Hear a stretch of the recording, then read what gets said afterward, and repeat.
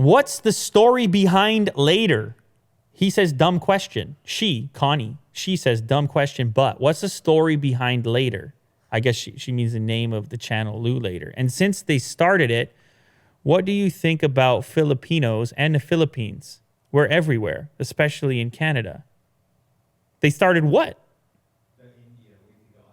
Oh, since they started, I see. Yeah. We're everywhere, especially in Canada. I have lots of Filipino friends. Love Filipinos.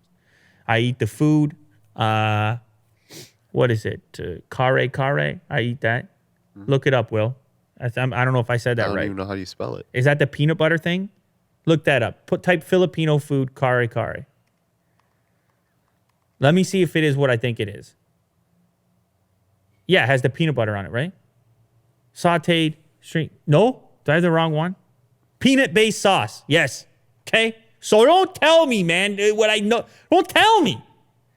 These guys were yelling at me with their eyes over there like, oh, here he goes again. You know what he's talking about. I know what I'm talking about, okay? I'm eating this stuff.